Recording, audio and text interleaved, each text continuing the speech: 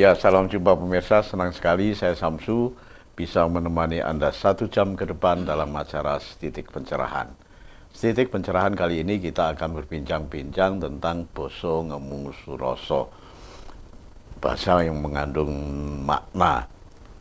Ya, mungkin ini akan kita sesuaikan dengan perkembangan zaman, juga perkembangan situasi di negeri kita. Barangkali begitu, banyak bahasa-bahasa yang bermunculan di mana-mana di media sosial utamanya, dan itu tentu akan mengandung makna yang positif maupun makna yang negatif. Untuk itu narasumber yang akan berbincang tentang itu sudah hadir di studio, Kirianto Angendari. Selamat malam, Kirianto. Selamat malam, Assalamualaikum. Waalaikumsalam. Iya pemirsa, kita awali bincang-bincang ini, tetapi sebelumnya kita hening sejenak seperti biasanya dengan satu tembang berikut. Ono kidung rumaksa ing wengi, teko ayu luputa ing lara, luputa bilai kabeh, jin setan tatan purun, paneluan tanono wani, miwah panggawe ala gunane wong luput, geni atemahan tirta maling ado tanono ngarah mring mami, guna duduk pan sirna. Ya pemirsa, kita awali bincang-bincang kita tentang Basa Ngemu Suroso. Bagaimana Kirianto, ini apa yang harus kita perbincangkan Basa Ngemu Suroso? Iya, sebenarnya kalau kita berbicara Basa Ngemu Suroso itu seperti minggu-minggu lalu ya, kita sudah pernah membahas tentang makna segala sesuatu. Ya. Kalau pada kali ini kita berbicara Basa, ya. Ini menjadi pas pada saat sekarang Indonesia, negara kita itu sedang berproses. Sedang berproses, kalau orang Jawa itu ya, kira-kira dari zaman Dwapara menuju zaman Kaliyoga untuk balik lagi pada zaman Kertoyoga. Ya. Jadi sekarang ini Nusantara akan segera balik, ya, moga-moga akan segera balik pada satu kondisi satu negara yang panjang punjung pasir ukir gemari pahlo jinawi kartoraja, seperti minggu kemarin yang kita jelaskan, ya. Kita berbicara Nusantara 1, Nusantara 2, dan Nusantara 3, tembok demarkasinya pada jalannya IKN. Itu Nusantara 3. Yeah. Kalau orang Jawa itu Purwo Madya Wasono, pisan pindho telu, sampurno. Jadi kalau perjalanan bangsa ini sekarang ini yang dibatasi oleh IKN nanti nggak sukses, berat sekali untuk bangun. Ya. Tapi kalau sukses, masuk dalam zaman menurut Bung Karno itu zaman panjang punjung tadi. Semuanya serba ada. Yang mahal pun buat kita tidak mahal. Kenapa tidak mahal? Karena kita bisa membeli. Yeah. Ya. Yang di Taman Subur, kenapa? Nah, sekarang sudah mulai kita buka hutan-hutan. Terlepas dari ada yang harus dikorbankan, tapi konsep tukul kang tinandur, udah sekarang ditanduri semua ini. Katakanlah lahan-lahan yang tidak, yang selama ini berjuta-juta hektar. Mas Samsu bisa tahu kepolisian Angkatan Darat punya lahan ribuan hektar. Ya. Yang itu seolah-olah atau tidak dimanfaatkan secara maksimal. Karena apa? Karena itu memang ranah militer, ranah polisi untuk latihan macam-macam. Ya. Nah, ini mestinya dengan adanya food estate ini semua harus menjadi efektif. Subur kang sarwati nandur, jinawai murah kang samyo tinuku. Kondisi ini. Nah, pada saat-saat kita masuk di zaman Dupara Yoga menuju Kali Yoga akan menuju Kertoyoga ini, ya ini kondisinya. Busah basah semacam ini. Nah, kita sekarang akan melihat dari sisi boso. Ya. Bosone wong-wong, bosnya orang-orang. Ya. Bahasanya para pejabat. Ya. Pada zaman Dupara Yoga itu ditunjukkan begini, Mas Samsu. Ciri-ciri zaman itu apabila orang itu banyak membuat tempat ibadah. Tapi dasarnya riya. Kan terjadi? Ya. Ya. Di mana-mana ada gereja, ada wihara, ada masjid besar-besar. Mewah-mewah. Ya. Setiap desa katakan begitu. Ini dalam konteks Sakadwipa iki Dupara Yoga. Masih zaman kegelapan ini. Masih apa akan masuk dalam zaman peteng dedet lilimengan. Ini sudah mulai kalau begitu. Ciri-ciri itu. Kita bisa melihat sekarang. Ya, tempat ibadah luar biasa. Megah-megah. Megah-megah, mahal-mahal. Ya. Bahkan orang berbondong-bondong untuk membantu. Tapi dalam konteks Dupara Yoga ini bantunya karena pamrih. Aku ben seperti itu. Pamrih lah ya. Pamrih, ya. Atau memang dia punya uang, tapi uangnya uang apa money laundry mungkin. Ya. Sekalian duit. Ya. Saya kayak yang selorokan kegebekan. Saya kayak sor bantal apa maneh, ya. Ini semua diarahkan pada kemuliaan agama. Di situ Dupara Yoga terjadi. Makanya dalam beberapa cerita agama itu ada Mas Samsu, masjid yang megah oleh Kanjeng Nabi dalam konteks Islam. Hancurkan. Ada. Pernah seperti itu. Pernah terjadi semacam itu. Gitu. Nah, saya nggak tahu sekarang apakah ada kira-kira masjid yang megah terhancurkan gitu ya. Mungkin saja ada semacam itu. Ya. Karena kita masuk dalam zaman Dupara Yoga. Yang ciri-cirinya diantaranya manusia berlomba-lomba untuk membangun tempat ibadah dengan harapan pamrih untuk dipuji dirinya dalam alam kenyataan ini. Itu sudah termasuk boso itu ya. Sudah Boso. Termasuk boso, Membangun ya? itu kan boso itu. Ya. Makanya kalau membangun semacam itu terjemahannya, maknanya ya sombong. Kan begitu. Ya. Maknanya kepingin untuk dilihat orang, aku loh orang beriman. Aku loh ahli surga. Sekarang kan rame itu. Ya.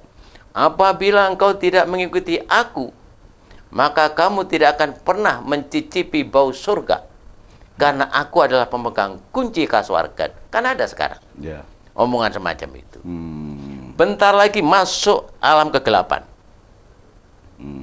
Ya. Hilang semua itu nanti. Itu. Nah, kalau sekarang masih semacam itu, ya tunggu saja. Karena kalian masih masuk dalam alam ini. Ya.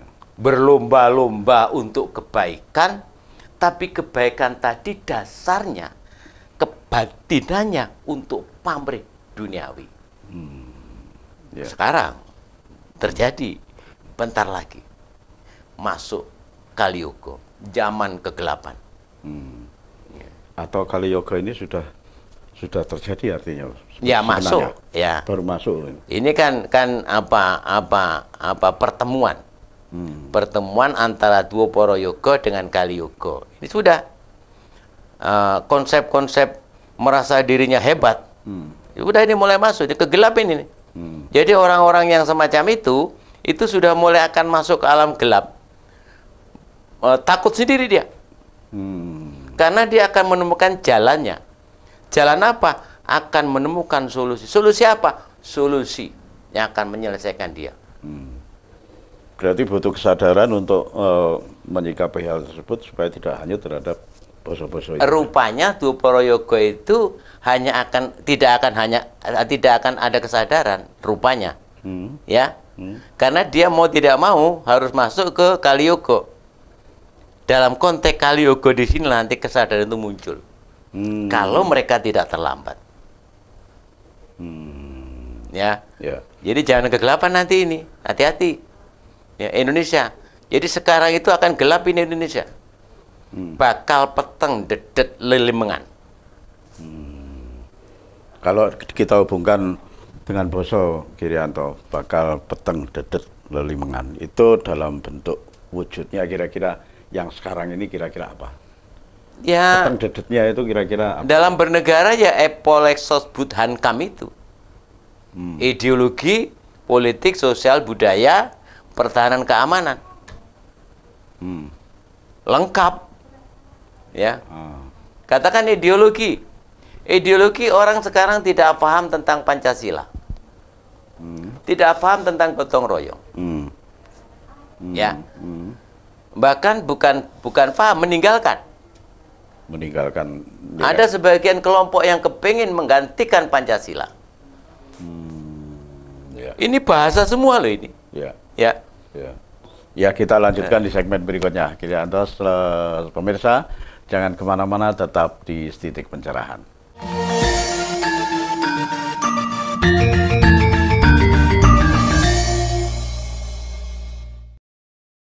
Ya, terima kasih pemirsa, Anda masih tetap di Titik Pencerahan. Kita lanjutkan bincang-bincang kita tentang Boso Ngemu Suroso. Ya, kita lanjutkan, Girianto. Tadi sampai sudah memasuki dengan kesadaran ini, munculnya kesadaran ini otomatis atau bagaimana, Girianto? Otomatis.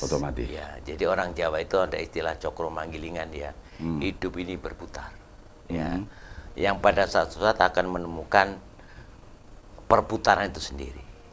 Zaman ini tidak bisa untuk dihindari. Jadi kalau Indonesia sekarang itu berlomba-lomba untuk mendirikan tempat ibadah, bahkan tempat ibadah digunakan untuk dharma wisata. Ya. Seperti kalau kita mau ke tempat-tempat wisata yang lainnya, itu sudah biasa. Jadi kebanggaan bagaimana kita datang ke satu tempat yang indah. Itu tempat ibadah. Ya. Tapi pemahamannya bukan tempat ibadah, tempat wisata. Nah, berbeda kalau dia ini adalah ibadah, tempat ibadah yang saya di sana, ya, itu memiliki suasana wisata. Ya. Orang wisata itu sebenarnya kan orang yang sudah nggak kurang apa-apa. Ya toh? Ya. Jadi pariwisata pari itu luweh, wisata itu melaku-melaku. Dadi wong sing wis luweh-luweh njur mlaku-mlaku. Mlaku-mlaku ning ndi? Ke tempat ibadah. Nah, luar biasa ini. Ya. Jadi beda ini. Wisatanya wisata krono memang wis luweh. Njur ke tempat ibadah. Ya. Dengan orang yang memaksakan diri untuk bisa wisata di tempat ibadah. Beda sekali. Beda. Ini zaman-zaman Dwipara Yoga. Ada lagi. Jadi kalau Mas Samsu sekarang mendengarkan di TV, di radio, ya di media-media, orang sekarang ini kan pada apa? Pada kepanasan, ya. Karena zamannya emang zaman panas ini. Dan hati-hati. Ibaratnya pada waktu Dwipara Yoga menuju Kali Yoga itu seperti orang tenggelam. Bangsa ini akan tenggelam. Akan tenggelam. Siapa kira-kira yang tahan, menahan nafas sampai pada pantai sana? Gampang nggak kira-kira? Tenggelam loh ini. Jadi betul-betul orang pilihan nanti. Nah, di zaman-zaman inilah sebenarnya ini proses terjadi. Siapa pertama yang tidak berani untuk nyilem jalan tadi? Ya. Dan siapa yang akan tergerus oleh arus samudra itu? Sehingga kalau kita melihat dari sisi apa Suroso ini, Suroso yang sekarang, makna-makna yang terjadi sekarang itu orang pada kebingungan. Konsep Jaya itu wong podo wayang bubuyungan. Mau kemana saya ini? Saya punya uang yang dulunya santai-santai, saya masukkan laci sampai 10 laci nggak apa-apa. Sekarang bingung dia. Ya, yang dulu saya dengan gampangnya money laundry, setelah dapat uang banyak, bingung juga sekarang. Ya, hal sama. Makanya hati-hati. Mas Samsu pernah mendengar bahwa di salah satu kampus ternyata tempatnya untuk menyetak uang yang hampir sama dengan uang aslinya, yang sudah triliunan katanya. Karena zamannya emang zaman akan menuju kegelapan ini. Ini bisa remeng-remeng ini. Para pejabat omongannya, suara nih, bingung. Ada yang mengatakan aku itu wong pinter, kan begitu? Ya. Loh, ini kan irama kebingungan. Ya. Aku wong pinter, anak-anakku yo pinter, putu-putuku pinter. Loh, pinter orang itu kan kita yang menilai, orang lain yang menilai. Ya. Ini menunjukkan bahwa jalan yang ditempuh oleh mereka semacam itu nggak ada. Senjatanya hanya pinter. Dan ini tidak mungkin diomongkan sama dia apabila masih ada alasan. Alasan itu entek iki. Semacam itu. Ini menunjukkan cara apa? Ibaratkan orang disembelih itu ya. Mau matinya itu ya, semacam itu. Kentekan akal lah. Kentekan akal. Jadi sekarang banyak orang yang berbicara suarane ya. Mawa Suroso tadi itu surasane jelas. Katakan ini kalau kita kecintaan kita terhadap tanah air ya. Ya. Para pejabat kita omongannya seperti apa? Bisa kita telisik itu. Oh, kalau menteri ngomongnya begini itu berarti begini. Kalau ini ngomong begini berarti begini. Kalau presiden ngomong begini berarti begini. Kalau Gibran ngomong begini berarti begini. Bisa dibaca itu. Dan Indonesia, insya Allah, saya yakin akan tenggelam nanti. Makanya ada boso yang luar biasa, Mas Samsu. Bosonya Pak Prabowo itu, ya Pak Presiden. Bayangkan, akan memberikan pengampunan terhadap narapidana. Sederhana kan? Migrasi, amnesti, abolisi kan sederhana. Tapi surasaning boso ini nggak sederhana, Mas Samsu. Di otaknya Pak Prabowo mungkin ya, ini tafsir ya. Iki kunjoro iki kebek. Nah, timbangan yang ngono tok nih arek-arek. Tak jadi tentara. Komcat, komando cadangan itu kan. Oh, luar biasa ini. Ada tenaga murah ini. Sekira itu yang diambil. Loh, terus gimana penjaranya? Saya masukkan orang baru. Wah. Udah, nggak kesulitan nanti. Tenggelam ini. Orang-orang ini. Menteri salah, penjara. Ini kan terjadi sekarang, sudah mulai ini. Nanti Mas Samsu, kalau ini terjadi betul, ya, kalau ini terjadi, ini nanti banyak kepala negara, kepala daerah. DPRD, wah tinggal masukkan loh, waru kosong, sudah kosong ini, karena dikeluarkan, jadikan tentara semua. Ya toh, yang tua-tua sudah diberi uang untuk wirausaha, biar kosong loh waru. Untuk apa? Masukkan DPRD, masukkan bupati, wali kota. Menarik ini, ya.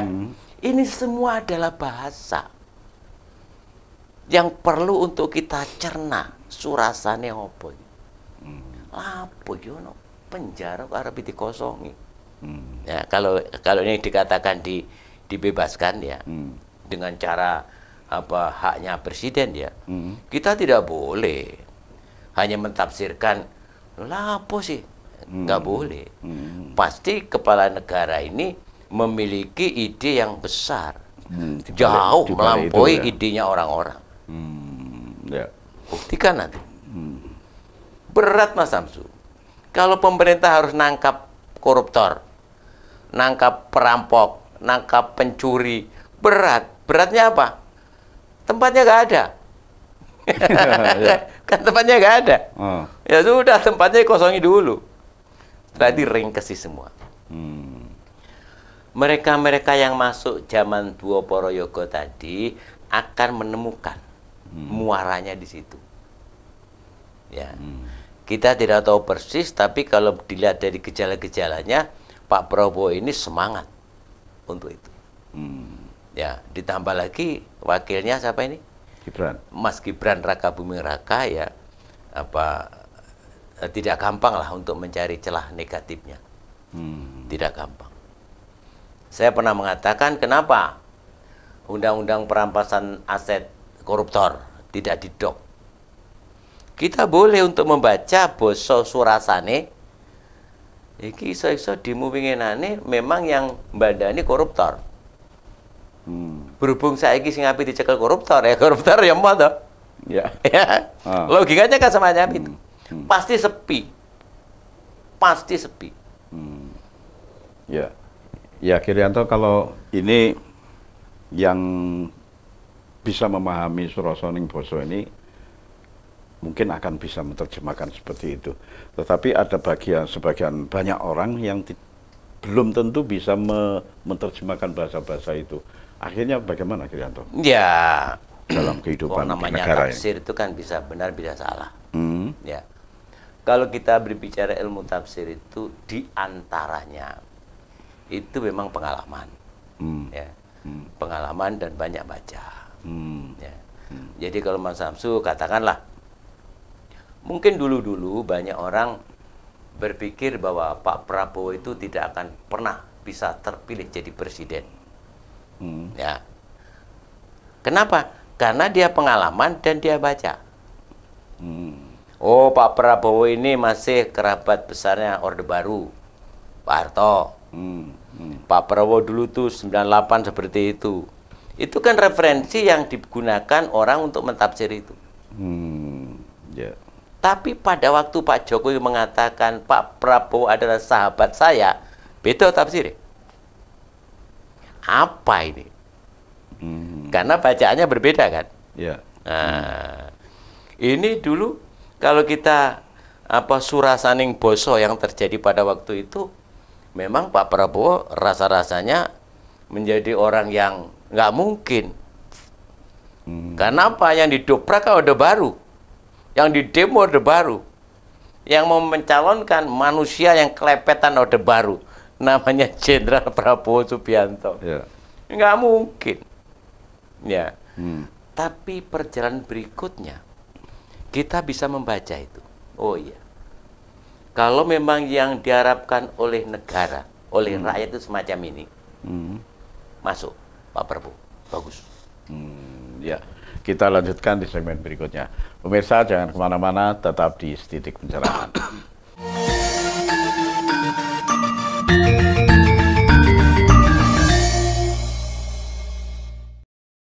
Ya, terima kasih pemirsa, Anda masih tetap di Titik Pencerahan.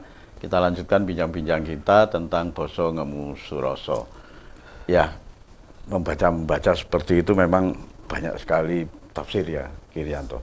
Sekarang ini juga ada misalnya dalam soal pengkhotbah bedai ini saling menjatuhkan, saling ngolok-ngolok. Ini kan juga bisa ditafsirkan semacam kegelapan juga. Ya. Bagaimana, Kirianto? Dalam budaya Jawa, agama itu dibagi menjadi 4. Ya. Satu agama kawruh, ini sudah biasa ini kalau orang Jawa. Ya. Agama difahami sebagai ilmu. Kawruh. Yang nomor 2, agama itu difahami sebagai dalil. Agama dalil. Sopo sing duwe dalil, kuwi sing dipercaya. Mbok dalile bener mbok salah, ya, lemah atau kuat, ya, atau salah, pokoknya duwe dalil menurut siapa, ya, pernah bertanya kepada Rasulullah, mungkin di kala Islam ya, Wis kuwi ngapusi enggak, pokoknya nek dalile ngono kuwi dipercaya. Masuk agama dalil. Nah, sekarang ini masuk agama dalil, akhir agama dalil menuju agama kaskayan. Agama dalil tadi kan sudah perang ini, mulai perang dalil kan? Ya. Oh, menurut Imam Syafi'i begini kalau Jawa, kalau Islam. Menurut Hambali begini, ya, dan sebagainya. Terjadilah konflik. Konflik apa? Konflik dalil. Nah, ini akan masuk dalam agama kaskayan. Agama yang hanya digunakan untuk mencari kekayaan. Ya saiki iki. Lihat tuh ulama-ulama itu, kaya raya itu. Memang kita masuk di agama kaskayan. Menipu sekalipun merasa dirinya berhak. Yang saya katakan tadi, apabila kamu tidak menghormati saya, ya, sebagai apalah, kalau yang sekarang rame di TV-TV itu ya, sebagai terah leluhurnya baginda Rasul, ya, tidak akan pernah masuk surga karena yang pegang kuncinya saya. Ada begitu-gitu. Ya. Ini buat orang Jawa biasa. Memang ada nanti satu zaman agama kaskayan. Berarti sekarang ini Dan masuk. sekarang ini bisa jadi kalau Mas Samsul berbicara tadi bisa jadi sekarang. Kalau kita lihat sekarang, para ulama-ulama itu, bagaimana pondok pesantrennya, bagaimana rumahnya, istana raja itu. Ya. Dan di media-media sini dikatakan akan bangun pondok pesantren, maka barang siapa yang menyumbang banyak itu dan besar-besar. Orang Jawa hanya tertawa kalau tahu semacam itu. Oh, berarti zaman ini wis teko. Akan runtuh ini nanti. Ya. Karena akan ada nanti namanya agama Budi. Makanya pada akhir Majapahit, ya, runtuhnya Brawijaya V, ya, terus siapa dia mau ngerasuk agama Islam, ya, Sabdo Palonoyo Ginggong, akhirnya dia berpisah. Konon ada yang menulis naik ke Gunung Lawu, dia mengatakan saya akan datang kembali, ya, 500 tahun yang akan datang bersamaan dengan munculnya agama Budi. Agama Budi itu agama yang bisa menjadikan manusia berbudi pekerti luhur. Agama apa saja. Apakah berarti sekarang agama tidak bisa mencetak budi pekerti luhur? Ya, kalau kita berbicara semua, itu artinya sebagian besar. Bukan semua. Ya. Kalau sekarang para ulama, katakan para orang-orang pintar di bidang agama, itu mengkapitalisasi dirinya dengan cara menipu masyarakat, sebagian besar, ya sudah, memang masuk dalam agama kaskayan. Banyak juga mereka-mereka yang memang sekarang pun sudah sampai pada agama Budi. Tidak sekedar dalil, ya, tidak sekedar pengetahuan. Dia sekarang sudah berpikir dan dia berbuat sampai mencapai budi pekerti luhur. Ya. itu terjadi, Girianto. Ini dalam rangka keluar dari kegelapan itu tadi ya. Iya. Jadi agama Budi itu keluar dari kegelapan. Maka nanti ini tapi kan berjalan terus, ini berproses. Nah, pada zaman agama kaskayan ini terus ini kan berjalan ini. Tapi surut ini nanti nih, ya. Terus ini akan masuk ke dalam kondisi zaman kegelapan, ya, Kali Yoga. Udah hilang semua ini nanti, tenggelam semua. Akan muncul namanya agama Budi. Agama yang bisa menjadikan manusia berbudi pekerti luhur. Apa tidak ada sekarang? Ada, ya, tapi sedikit. Yang banyak pada zaman ini adalah agama kaskayan ulama-ulama yang hanya melihat dunia, melihat materi. Bahkan secara terbuka, saya biasanya dibayar 150, kenapa saya dibayar 75 juta? Ya. 1 jam. Terang-terangan gitu ya. Terang-terangan.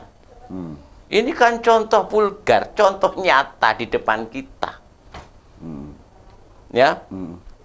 Pasang itu kan pasang tarif namanya, pasang tarif. Dan masyarakat, sebagian masyarakat kena itu. Urunan. Ya. Kok urunan nggih makan siang gratis angel. Urunan nekane apa ulama-ulama yang semacam itu yang masih masuk dalam agama apa kaskayan tadi, seneng dia. Aku mari nekak nih Pak Rianto. Aku mari nekak nih Pak Samsu, seneng dia. Bangga gitu ya. Bangga. Nah, inilah kondisi yang memang apa tidak gampang untuk dipersalahkan. Ya. Biarlah dunia ini, zaman ini akan mempermasalahkan dia, menyalahkan dia. Semua dari mereka akan tenggelam. Akan tenggelam. Apapun agamanya. Kalau agama masih dipakai sebagai agama kaskayan. Untuk apa? Kalau memang dia sadar untuk diangkat kembali menjadi agama budi. Manusia-manusia yang memang hanya mengabdi kepada Tuhan dalam rangka pencetak santri-santri, kalau itu santri yang berbudi pekerti luhur. Siapa itu? Yang selamat masuk ke dalam Kaliuga. Kapan datangnya? Akan datang. Udah, mulai datang ini. Mulai datang. Rawi-rawi rantas, malang-malang tuntas. Ya, ya mudah-mudahan ini pemirsa Titik Pencerahan ini akhirnya menjadi sebuah pengetahuan, bisa menjadi sebuah kesadaran, tidak menelan mentah begitu saja boso ngemusuroso yang terjadi di karena kalau bosonya semacam itu surasane mesti berbeda. Makanya begini Mas, sebenarnya kalau kita berbicara tentang kepercayaan yang perlu untuk kita pikirkan, pada satu saat kalau ini dalam agama Islam, pada satu saat ada sahabat bertanya pada Rasulullah, ya Rasulullah, jumlah Nabi itu berapa? Ya, disambut oleh Nabi 120 ribu Nabi. Berapa Nabi? Saya Mas Samsu kenal. 25 itu ya. 25 yang wajib itu aja kita masih kenal 3, kalau 4 ya. Gitu. Ya. Padahal 1.200, 120.000. Jumlah Rasul berapa? 313. Ya, kita masih kenal Kanjeng Nabi Muhammad Sallallahu Alaihi Wasallam. Ya. Ya, ini loh Mas Samsu sebenarnya nanti akan muncul orang-orang yang luar biasa. Tapi harus dicuci dulu pada zaman Kaliuga. Udah teruji nanti di sana muncul. Disitulah Indonesia akan mencapai panjang punjung pada saat IKN Nusantara 3. Purwo Madya Wasono. Sore wengi isu.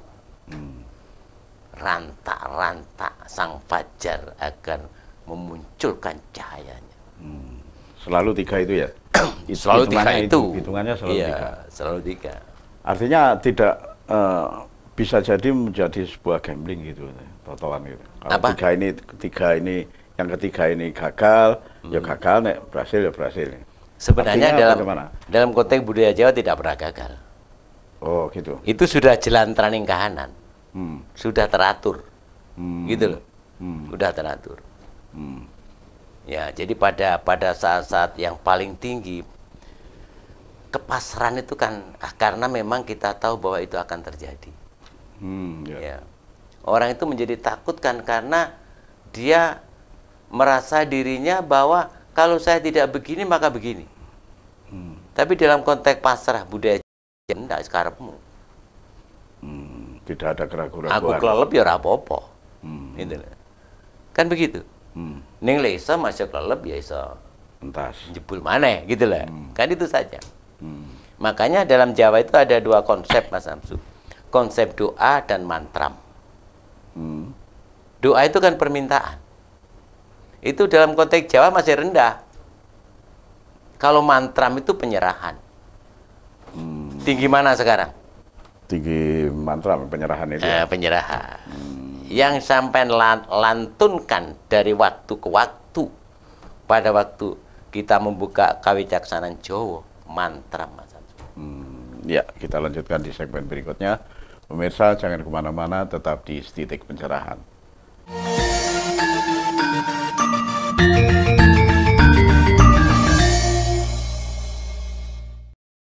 Ya, terima kasih pemirsa. Anda masih tetap di Titik Pencerahan. Kita lanjutkan bincang-bincang kita tentang Basa Ngemu Suroso. Nah, di segmen terakhir ini, Kirianto, Basa Ngemu Suroso. Ada bahasa-bahasa alam yang sekarang terjadi di mana-mana. Bencana, banjir, longsor, hujan deras. Ini juga bisa merupakan satu bahasa-bahasa. Kira-kira apa tafsir jenengan? Jadi alam ini sebenarnya akan digelar Tuhan itu kan dalam harmonisasi. Sudah harmonis gitu. Kalau sekarang terjadi dalam konteks Jawa, sebenarnya nggak ada namanya udan salah mongso, nggak ada hitungan. Cuma ceplok gak musim udan.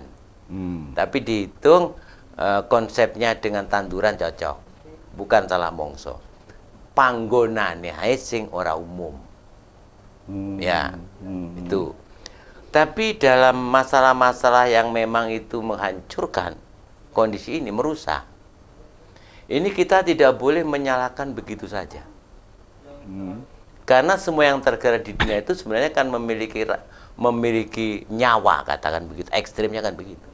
Marah dia. Kayu watu itu punya energi untuk marah. Ya. Karena apa? Bisa jadi karena manusia.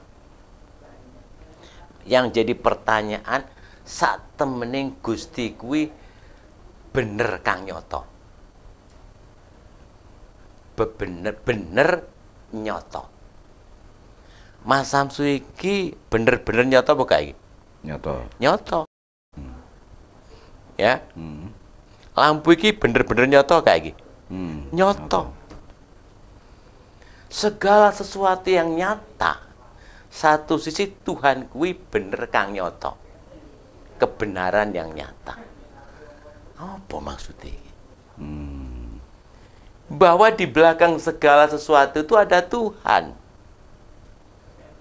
Ya. Yang nyata itu loh. Ya. Sehingga kita kalau melihat segala sesuatu itu, pikiran kita untuk perbaikan. Bukan semakin untuk menghinakan. Bukan. Orang-orang sekarang kalau kita lihat, ini kan saling menghinakan ini. Karena apa? Karena di belakangnya nggak ada Tuhan. Setan semua itu. Mungkin begitu pikirannya ya. Tidak melihat nyotonya tadi. Ya, kenyataan itu. Ya, benar yang nyata itu.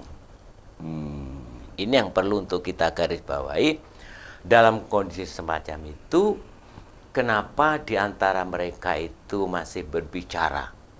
Ya, suara nih. Semacam itu, ya kondisi yang memaksa dia. Tidak ada yang bisa untuk memberikan penjelasan. Dia sendiri juga paham, Mas Samsu. Saya ngomong begini ini salah. Paham dia. Tapi kalau nggak ngomong begini ini, saya juga salah. Mungkin begitu. Apalagi orang-orang partai ini. Partai-partai di Indonesia ya. Ya. Itu omongannya kan sudah istilahnya mana orang Surabaya itu anggar jeplak gitu ya. Gitu. Dia tahu bahwa itu salah. Tapi bagaimana kalau saya tidak berbicara semacam ini? Nah, kita sebagai orang yang memahami Suroso itu, sedapat mungkin bagaimana kita memberikan jalan keluar. Ya. Kalau emang mau. Di antara kita semacam ini kan kita kan juga mengingatkan. Ya, bosomu ku elek rek. Surasane ngene lho. Contoh saja, Mas Samsu. Ya. Ini memang menjadi menjadi kebanggaan buat orang-orang tertentu. Ada kata-kata yang itu dianggap sebagai kata-kata luar biasa. Aku ki hebat. Aku ki profesor. Mungkin begitu. Ya.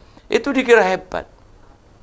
Irama dan ekspresi pada waktu berbicara aku profesor, ini surasane beda. Apa ki surasa wis gak duwe alasan nek? Ya. Ya. Sehingga ini jalan buntu. Ya. Nah, kita menyadari iya ya anjane jalan buntu dia itu. Ya. Tinggal kita sekarang, bisakah kita memberikan alternatif bojo ngomong ngono? Ngomong sing ini loh, lebih hebat nanti. Ya. Ya. Jadi kalau kita berbicara boso musuh rasa itu Mas Samsul, orang diam itu sebenarnya kan boso. Dalam diam. Ya. Ya tak?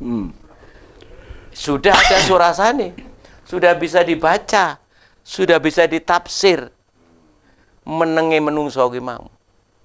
Di Jawa Mas Samsul, di Jawa itu ada istilah aji mandi pangucap. Gawat ini. Sarate kudu iso meneng. Padahal ajine aji pangucap. Pangucap. Gitu loh. Jadi kalau sekarang di Indonesia itu banyak orang dicaci maki diam. Oh, ini punya haji-haji mandi pangucap. Sekali ngomong amblas semua. Iya. Ya. Kenapa kok harus diam? Harus hati-hati. Kamu ngomong pada siapa ini? Kalau kamu marah kena semua loh ini. Orang-orang ini. Anak cucumu kena semua ini kalau kamu marah ini. Ya. Ya. Nah, banyak di Indonesia itu. Orang yang punya aji-aji. Sehingga sekali ngomong der, geger. Ya. Ya. Karena itu sebenarnya tidak boleh. Bukan tidak boleh, artinya lek kowe ngomong berbahaya. Suaramu itu diikuti dengan kenyataan. Oh, ya. Ya, lihat toh. Makanya hati-hati.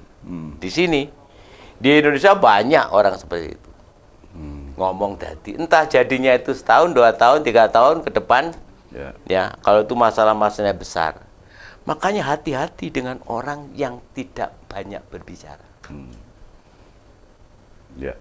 Ya, sekarang untuk menyikapi hal semacam itu, Girianto Boso Musuroso, ini tadi sudah banyak contoh-contoh. Kira-kira apa yang harus kita lakukan? Apakah kita perlu tidak harus mengadakan seperti majelis-majelis yang sudah terjadi atau kelompok-kelompok kecil untuk melakukan sarasea, diskusi atau bagaimana Girianto? Kita diusahakan untuk tidak menyalahkan orang, meskipun dia salah. Dan kita juga tidak membenarkan diri kita, ya, meskipun kita benar. Apalagi kalau kita salah. Ya. Udah biarkan apa adanya ini. Ya. Dari masing-masing kita dalam konteks budaya Jawa itu ada istilah mulat sariro hang rosowani. Perhatikan dirimu. Ya, kamu tahu kiri kanan kamu semacam itu. Tapi jangan kamu memperhatikan sesuatu apabila hanya akan menimbulkan engkau menyalahkan orang itu. Ya. Maka perhatikan setiap gerak-gerikmu dalam kehidupan ini. Untuk apa? Untuk menuju melintasi zaman Kaliuga. Diam. Ya. Supaya tidak hanya tenggelam itu tadi. Iya, karena kita harus hati-hati. Meringankan tubuh lah kita itu. Jangan terlalu banyak. Ini kan kalau kita mencaci maki orang kan semakin antep kita itu kira-kira gitu loh ya. Udah, kita meringankan tubuh ini. Untuk apa? Untuk tidak tenggelam lewat jalan Kaliuga. Ini saran saya. Sarannya orang Jawa. Ya. Mulat sariro hang rosowani. Beranilah untuk melihat dirimu sendiri. Jangan berani melihat orang lain, takut melihat diri sendiri. Jangan. Ya. Ya. Ya, terima kasih, itu saran yang cukup baik Girianto ini di segmen terakhir. Mudah-mudahan episode depan, minggu depan kita bisa bertemu dengan topik yang lain. Ya, pemirsa, Akhirnya pertemuan kita sampai di sini dan mudah-mudahan episode depan kita bisa membedah topik yang baru. Akhirnya saya Samsu beserta seluruh kerabat kerja Dharma TV yang bertugas mengucapkan terima kasih atas perhatian Anda. Sampai jumpa.